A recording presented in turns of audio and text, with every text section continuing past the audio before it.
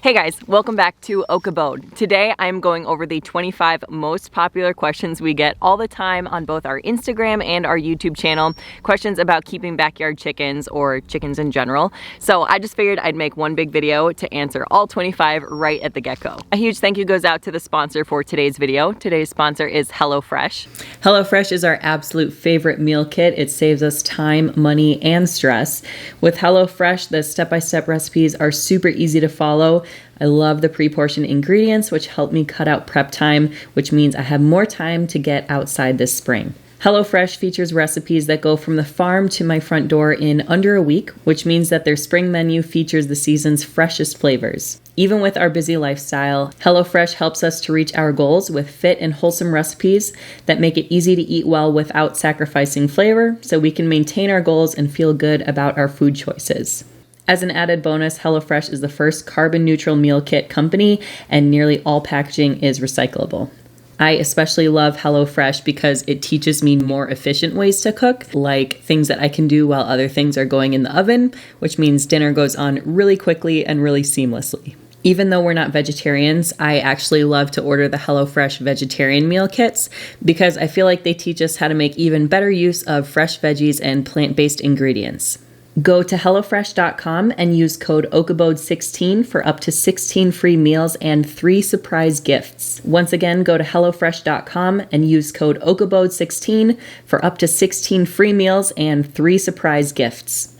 All right, let's get right into these questions. Number 1, how much space does each chicken need? There's not exactly a hard and fast answer for this one, so you have to consider various things. For example, what is your chicken keeping situation like? If you keep chickens in a chicken tractor or in a pasture setting where you're moving them, or if they're free ranging during the day, you're gonna be able to get away with less coop space per chicken than if you had just a stationary coop with a run that never really goes anywhere. There are some kind of general rule of thumb guidelines, which I will put here for you guys, but take it with a grain of salt. The bottom line is that the more space that chickens get kind of during the day while they're exploring, they really don't need that much space at night for their sleeping alone. But that being said, I always recommend people err on the side of more space than less. I know kind of some people are concerned about keeping chickens in the winter and not having too much space for them to be able to keep each other warm, but I'll go into that a little bit later in the video. Number 2, how do you train them to go inside at night? A lot of people are surprised to learn that chickens naturally go inside their coop as soon as the light starts getting lower. A lot of people are concerned about this when I talk about our automatic chicken door, which we absolutely love and swear by. I'll link it for you guys below. We never have any chickens left outside by themselves because they go in automatically when the sun starts going down. When they're baby chicks, they kind of have to learn to do this the first time, but for the most part, the answer to this question is just they do it automatically. As long as they know what their coop is, they will head there at night by themselves, most of the time. Sometimes people have a problem chicken that likes to roost outside, and I've heard there's not a whole lot you can do if you get one like that. Number 3, what do I need to raise chicks and chickens? We made a whole list of everything we use to keep and care for our grown-up chickens, as well as raise baby chicks when we're raising them instead of a mama hen. That's all linked for you guys, so just click the links below if you're interested in an exact list of everything we use. Long story short, I say there's 4 things you need: food, water, shelter, and protection. So most people have a chicken coop and or a chicken run or some kind of outdoor access, and then they have a feeder and a water, and then there's a bunch of other stuff you can get too. It's all kind of optional and depending on how you care for your chickens. Those are the 4 main things that I recommend though. How many eggs do chickens lay? Oh my gosh. This gets exaggerated by a lot of people. So usually when you are looking at like a hatchery website or when you're buying chicks from a store, it'll kind of say how many eggs a given breed will lay kind of at their peak. So chickens lay the most eggs their first 1 to 2 years, and then they start slowing down from 3 years on. They eventually just stop laying eggs completely pretty much. So keep in mind that when you're reading 300 to 360 eggs a year for some of the top laying breeds, that's pretty much the best that it's gonna get. So I tell people, if you're buying egg laying chickens, a general rule of thumb is for the first couple years, an egg every other day, especially because it will slow down during certain times of the year. In my experience, expecting an egg a day is pretty excessive. So when I'm planning for my family, I go based off of basically an egg every other day per chicken for the first couple years, and then if we get extras, we can give them away or we can freeze them and save them. What do chickens eat? I made a whole video on this for you guys, so I'll link the video. Basically, we feed our chickens grain and we free range them. So The grain is basically chicken feed. I like the pelleted kind because they waste a little bit less, I feel like, that way. We like to get the calcium fortified stuff. We also give them black soldier fly larvae, which we love, and they love too. And then we also let them free range to find their own bugs, grubs, plants, that kind of thing. And we give them lots of kitchen scraps. So peelings from the kitchen, or when we clean out the fridge, they love fridge clean out day. I went in a lot more detail on that video, so I'll link it for you guys. By the way, it is like, you know when it's overcast, but it's still super bright? I thought it would be easy to film and I'm like in the shade and everything. So sorry, it's a little bit bright, hence why I'm squinting. This is one of the biggest questions we get. More info on the deep litter method. I have been planning to do a deep litter video for years now. The problem is I want to do it from beginning to end, and the method takes years to establish, but I'll give you a brief synopsis. It's basically a self-composting system where instead of scooping out the waste from the chickens, we just add more bedding if it starts to smell or if the waste is building up. Basically, chicken coops should not smell. If your chicken coop smells, it means something is wrong. If you can establish a self-composting system, there is no smell. The bedding is almost ready to go straight into the garden. It's an amazing system. We probably wouldn't keep chickens if we had to clean them out every day. So if you guys want to look into the deep litter method, I still plan on putting out a video eventually, but that is kind of the gist of it. And there are other YouTube videos on there. So I will try and link some of those for you guys below. Here's one. What's the best chicken breed? This is totally subjective. So I did make a video on my 3 favorite chicken breeds, which I'll link for you guys, but a lot of people get really offended by that kind of thing because they disagree, and that's okay. Everybody's gonna disagree on subjective opinions like that. So my favorite breeds are Easter eggers, black copper Marans, and olive eggers for the most part. It really depends though on what your goals are. Do you want the most eggs possible? Do you want friendly chickens? Do you want a pretty flock or a varied flock? All depends on what your priorities are. I went into more on that other video, but I recommend just kind of making a list of your priorities and what you want in chickens and then picking breeds based off of that, because somebody else's goals are gonna be totally different than yours. We get these kind of messages all the time. My chicken is doing XYZ, I'm seeing something on her foot or her feathers, or she's acting like this, it's different, what's wrong with my chicken? Wow, okay. I am so flattered that you guys think I know the answers to this stuff, but we have been really fortunate to have really healthy flocks. Pretty much the only thing I've ever dealt with is sour crop at the beginning. And once we figured out some things that we wanted to do differently to prevent sour crop, we didn't deal with that anymore. So while I would love to diagnose all of your chickens, that is so beyond my abilities, I always send people first to a vet. If you have a vet who will see your chicken, they're gonna be your best bet. But number 2, I really recommend joining a local chicken group online, because more than likely, if your chicken group has hundreds of members, they're gonna have somebody on there who's experienced the same thing. I'm part of one for our area, and I actually learn a lot by seeing other people posting pictures of their chickens' illnesses or what they're dealing with, and then I can keep an eye out for that with our chickens as well. So if you're worried about your chicken getting sick or getting parasites, anything like that, I recommend talking to the vet, and I recommend joining a local chicken forum where you can kind of discuss with other people who are more than likely experiencing similar things because they're in your area. How do I protect my chickens? Oh man. If you want to lock your chickens down and totally protect them, you're gonna have to build a coop, obviously a secure coop, and then you're gonna have to have a run. Some people like to dig the hardware cloth for the run into the ground so that animals can't dig under. Again, this is one where you might want to talk to other people in your area, see what they have to do. Another really good option is electric poultry fencing. So there are a lot of different brands. I'll link some below, but electric fencing, I believe, is one of the best and most humane ways to keep predators like coyotes and like raccoons away, because they get the message and they'll leave chickens alone. So I'm not saying they're perfect, and we actually haven't used one yet. We plan to use one on our next property, but look into obviously very secure chicken runs, very secure chicken coops, having something overhead. So maybe not even just bird netting. Raccoons can climb on bird netting and chew right through it. So if you're really worried about that kind of thing, you should probably have hardware cloth, not chicken wire, hardware cloth over the whole thing. Dig it into the ground if you're that dedicated. But I'm really impressed with this electric poultry netting, and a lot of people I know have had a lot of success with it. How long do chickens live? Chickens can live a long time. So I've heard that chickens can live 8 to 10 years. Again, they're only laying eggs for the first few years, maybe 4 to 5 years of that. And then after that, I've heard they kind of might have an egg here and there, but it's not really reliable. So know that if you're getting chickens as pets, they can be around for a long time, which is great. If you are getting chickens as egg producers, you're probably gonna wanna have a plan in place for what you're gonna do when they reach a certain age and they're not necessarily producing eggs anymore. Don't be that person that tries to pawn them off as somebody else's pet. I mean, you can try, and some people find homes for them that way, but if this is a long-term thing, I really recommend kind of looking into a long-term plan, taking responsibility for every life that you bring into your care, and being able to sit with that. How do I keep my chickens warm during the winter? I did a whole video on this for you guys. We live in Wisconsin, so we do get some pretty super harsh cold winters, and our chickens do just fine. We don't use any we don't use any supplemental heating. We had a crazy cold snap that was like -35 for a few days at one point, which we brought them into the basement for a few days. Talk about that in that video. The reason we don't use supplemental heating is because we want our chickens to be able to acclimate naturally, and oftentimes if you have supplemental heat in their enclosure, they don't acclimate to the cold appropriately, and then if the power goes out, or if it goes out and you don't know it, people lose chickens that way because their systems are shocked straight into the cold. So from what I've heard, cold weather is less of a danger to chickens than really hot weather.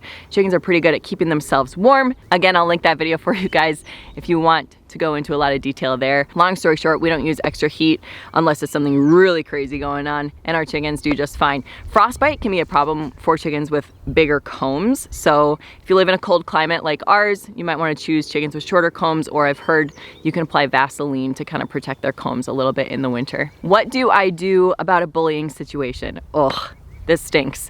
We actually had our first bullying situation this past winter after like 4 years of keeping chickens, and that's because we tried to protect them too much. We didn't give them enough time outside, and you know, we didn't think they'd want to go outside because it was cold, but if you know chickens, you know they always want to go outside. So I can tell you that what we did for our bullying situation is we just had to separate the chicken that was getting bullied from everybody else. And we have multiple stalls in the barn where they're temporarily living, so it worked out okay. But if it is a bad enough situation and you don't have multiple coops, or you don't want to deal with multiple coops, you might have to think about rehoming either the bully or the victim. They get pretty ruthless, and it's not fair to just let a chicken get picked on over and over for a long period of time. Really, separation was what we had the most luck with, but if you guys have other suggestions for bullying, leave a comment below. I have not had much success training mean chickens out of being mean. They're really not the smartest creatures, but I love them. Why won't my hen get off her nest? I get a lot of messages from people saying my hen is sitting on eggs and she pecks me when I try and take them. There's a good chance that that means that she has gone broody, so she wants to raise baby chicks of her own. Her instincts are telling her to sit on the eggs in order to incubate them and eventually hatch them and raise them. We have a broody hen right now, and for the first time we have a rooster, so we're actually gonna try and let her hatch some eggs. I'll let you guys know how that goes. The problem is usually when they're broody, they don't really lay eggs, so it kind of ticks people off. Instinctually, they're gonna stay there until either they get baby chicks hatch or something drastic happens. So we've never done this, but there are ways to break a broody hen. It sounds mean and miserable. It's like usually involves like putting them in a dog cage and isolating them, and I've never wanted to do it because it didn't seem very nice. However, I also don't think it's very nice to just leave them sitting on a nest for sometimes months. I mean, I've had hens spend the majority of the summer just sitting on eggs, and we didn't have a rooster in the past, so of course they weren't gonna hatch, and I feel kind of bad about that. So either people will break a broody hen, or if it's an option, you can get fertile hatching eggs and put those fertile hatching eggs under her so that they will hatch into baby chicks. Only problem then is you don't know if they're gonna be male or female. And if you live in a suburban area, you're probably limited on the number of chickens you can have, and there's a good chance you're not allowed to have roosters, which is a good chance you're gonna get if you get fertile hatching eggs. So it's kind of a moral dilemma, but there are a few different ways to deal with it. Should I let my chickens free range? We get this question a lot. It's so different depending on different properties, different environments, and I did a whole video on this one as well, which I will link for you guys. I go over kind of the pros and the cons of free ranging. Pros being they take less chicken feed, they can find their own food, they're happier, they have more nutritious eggs. Their eggs have higher levels of vitamin D and higher micronutrients as well. And if you leave it up to your chickens, they're gonna want a free range. Oh, and they stay healthier too because they have more space per chicken. The biggest downside being that, of course, they are subject to predators. And not only are they subject to predators when they're free ranging, but your garden is subject to predators being the chickens, because if chickens get into your garden. I love how gardening and chickens always kind of like go together. The people who like to garden tend to get chickens, but it's funny because chickens and gardening does not go together. Like when you see those cute Pinterest photos of a beautiful garden and there's chickens happily pecking the grass but not the vegetables, you can bet that they take that photo really fast, because those chickens, as soon as they know those vegetables are there, they're gonna go and take bites out of every single one to destroy every single vegetable as soon as possible, but of course not eat the whole thing. Here's a fun one we get from time to time. What is this weird egg? So occasionally chickens will lay weird eggs. There are some called fairy eggs, which are just kind of like little tiny eggs occasionally that a normal egg-laying chicken will lay.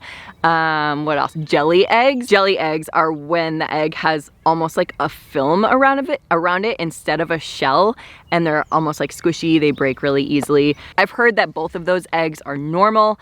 They just kind of happen from time to time. One of our chickens in particular gets really bad calcium deposits on her eggs, so they have all these little bumps on them, and it's not because she's getting too much calcium, because all the other chickens are getting the same amount of calcium. I'm pretty positive it's a genetic thing, because it's been like that with her since the day she started laying. She also has cross beak and her feathers are kind of messed up. I think just genetically she's just kind of a messed up chicken, but we love her. So those little bumps, calcium deposits on eggs, can be normal too. What you want to watch out for is a lash. I believe it's called a lash egg.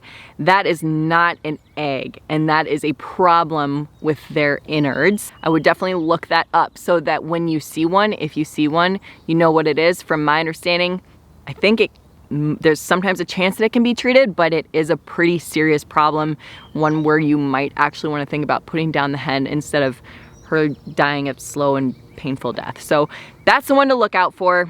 Otherwise, there can be really funny looking eggs. Sometimes the shells have like different coloring, and it's like, it looks like a printer that ran out of ink as they were laying the egg. There's all sorts of fun stuff that can happen, but if you haven't looked into a lash egg before, I would look into that. Why are my chickens' feathers falling out? Chickens usually around twice a year do something called go through a molt, which is normal, healthy, necessary for their systems to regulate and for them to be able to keep themselves warm and just cooler in general too. I believe a lot of birds molt. It's a pretty normal thing. So they shed a bunch of feathers in order to make room for new, healthy, pristine feathers. So don't worry too much if your chickens are molting. Of course, there can be things where chickens can lose feathers, and that can be a problem. Your rooster might be abusing your hens too much. There can also be various like mites and things can have certain patches where they're missing feathers, can be an indicator of mites. Just know that the molting that they go through regularly every year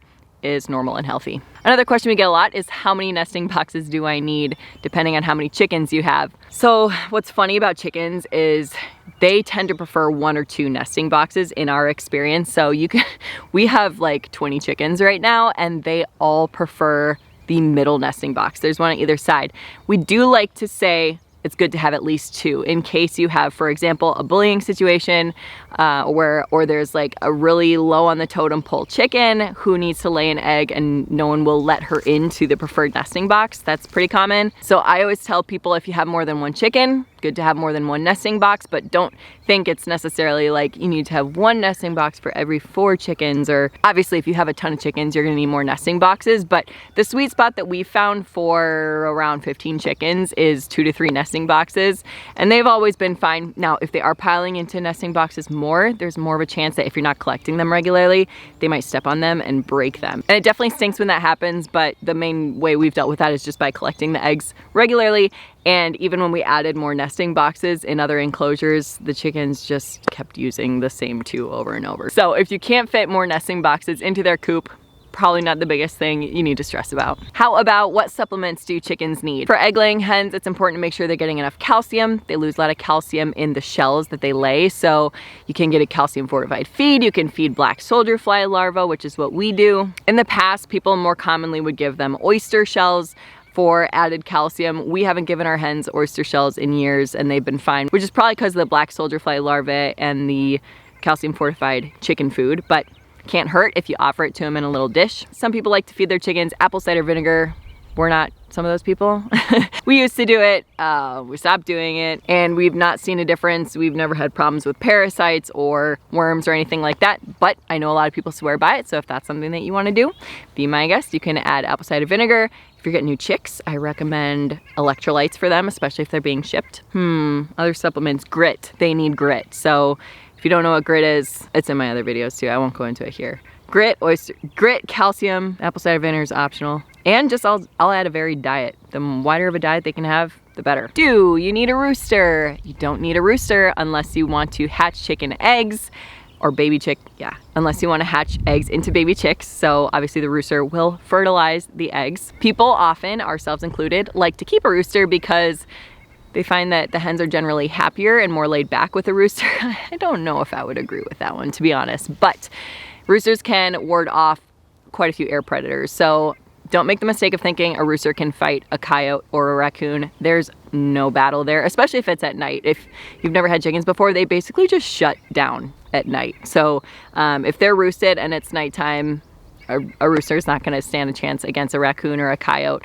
But if you're doing like a electric fencing and pasture chicken type situation where you're moving them during the day and they're not covered, I've heard a lot of people say that the roosters will fend off air predators. How do you tell a pullet from a cockerel at a young age? So if it's absolutely imperative that you cannot get a cockerel based on, that's a baby rooster, by the way, and a pullet is a hen that hasn't started laying.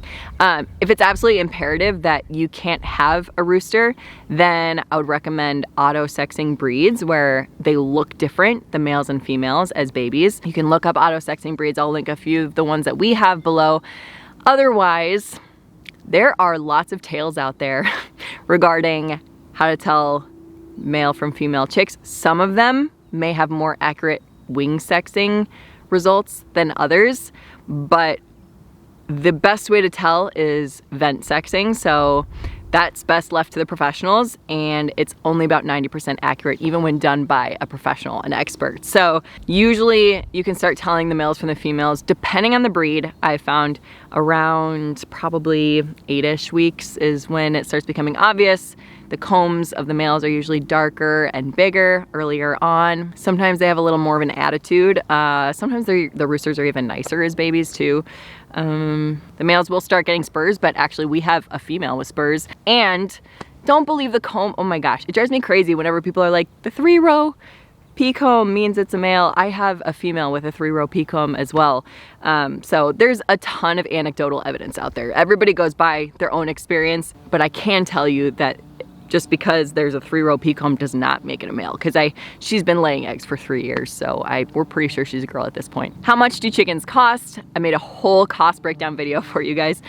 It'll depend on the breed. It'll depend on what kind of food you're getting, on how big your coop is and what your setup is like. I think when I did the cost breakdown video, I want to say it ended up being around $1,200 when we started them up a few years ago, and that's with a pretty substantial coop and like a run, and there's ways that you can do it cheaper than that for sure. But the feed, we usually spend about $15 for a 50-pound bag, and the startup is the most expensive part, and then after that you can kind of supplement their food if you're really frugal with, you know, kitchen scraps and that kind of thing. They should still get chicken grain, but there's a whole wide range of what it can be to start up. I think most people spend probably around $800 to $1,200 as like an average day, and you can probably be less than that, and you can probably be way more than that too. Leave a comment below with what you spent to start up your chicken journey, and when you started, because I think these days everything is more expensive than it used to be. When do they start laying eggs? Chickens usually start laying eggs around 4 to 8 months. I found most of my chickens start laying closer to the 8-month side of things, but if you get some of those like really productive like Isa Browns or Leghorns, they I think tend to lay closer to like the 4 to 5 month range. Most of my chickens have started laying around 7 to 8 months though. Do brown or white eggs taste better, and which one is healthier? The brown eggs taste better. No, I'm just kidding. They're exactly the same. It all depends on how the chicken is living and what breed the chicken is. So certain breeds lay brown eggs, certain breeds lay white eggs, certain breeds lay green and blue and all sorts of fun colored eggs. But the healthier ones and better tasting ones are the ones that are gonna come from chickens with more time outside, more time to explore. It doesn't depend on the color of the egg. Okay, last 2 questions for you guys. Are they noisy? Yeah, they're noisy. I don't mind their noise, but if this is something where you have like a not good relationship with your neighbor and you're gonna try and keep stealth chickens, don't recommend it. Don't think there's a good way to do that. You can try, but just have a backup plan for them in place, because obviously roosters crow and that's kind of the noisiest part, but what I didn't know when I got chickens is that hens scream their heads off for no reason sometimes. Some people call it the egg song. because some people say they make that sound after they lay an egg, which is sometimes true, but also sometimes they just squawk for no reason. It's not true. Actually, I found it's usually when they have a little squabble between themselves, and like if someone gets kicked out of a nest box, they'll have something to say about it. In the suburbs, it's loud. Which brings me to the last question. This is gonna make some people mad. What is the quietest chicken breed? There is no quiet chicken breed. You might get quiet chickens, and I've heard people say like Buff Orpingtons tend to be quieter. If this is something where you're trying not to take off neighbors, there is no breed that is reliably quiet enough that that people are not gonna know they're there. Even though certain people will tell you certain breeds are quiet, maybe they're quieter than others, but my thing is like I've always had 4 to 5 of the same chicken breed, and every chicken, so if I had like 5 black copper Morans, every single black copper Moran is so different. So it really bugs me that people will get like 1 or 2 and then take that chicken's personality and be like, oh, black copper Morans are this way, they're quiet and they're friendly. I had 5 and like 1 or 2 would be really friendly, 1 would be insanely loud, and 1 would be super quiet and laid back. So the more you get, the more you learn that there are differences in the breeds, but in my experience, they tend to come in the form of how many eggs do they lay, how big do they get, temperament a little bit. Like I've always found certain breeds like Leghorns to be more flighty, but I even had someone comment on the video and say that their Leghorns have always been the sweetest birds they had. So